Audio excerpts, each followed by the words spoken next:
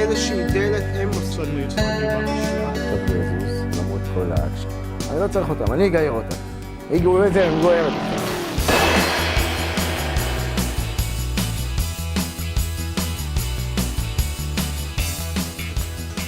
I grew up in Brooklyn, New York, with my parents and my sister, Jewish community, and grew up in an Orthodox shul trained by my rabbi, bar mitzvah, you know, like most Jewish kids growing up in a Jewish community. However, you know, I had an issue that came up and ended up walking away from Judaism and from the shul.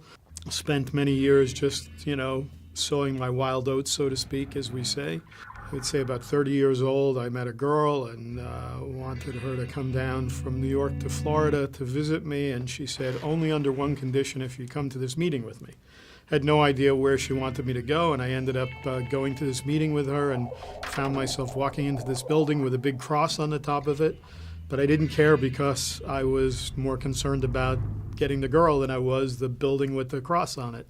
It's not unusual to hear that a girl was involved, some type of girl was involved.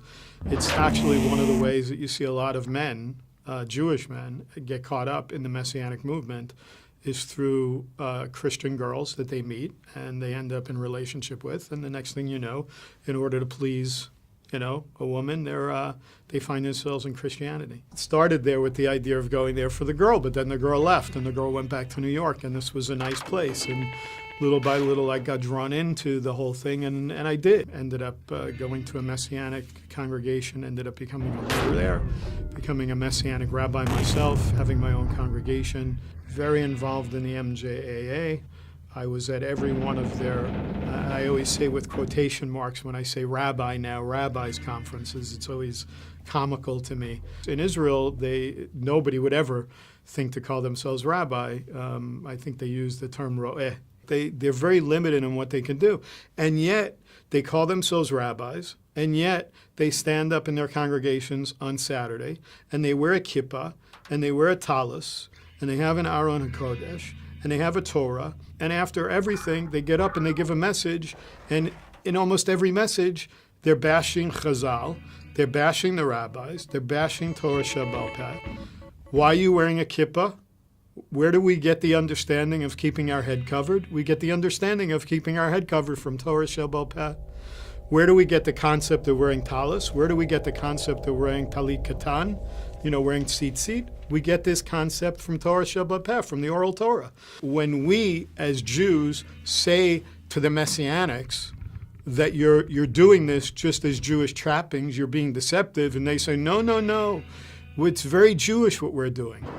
Well, aren't you doing just the opposite? Aren't you actually lying, not only to yourselves, but lying to the people that you're speaking to?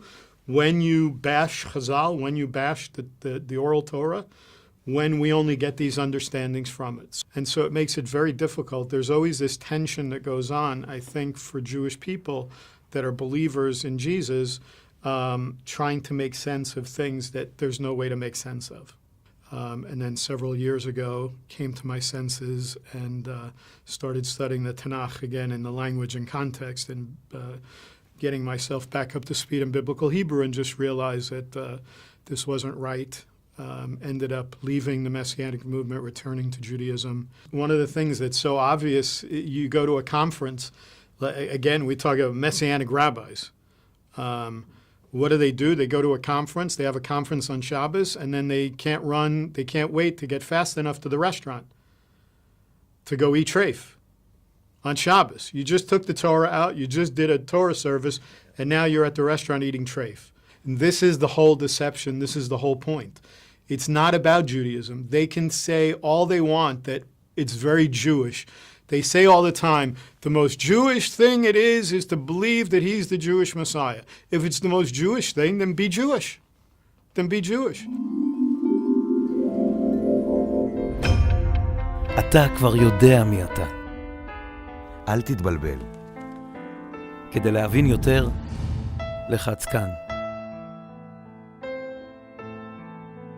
מוגש מטעם יד לאחים.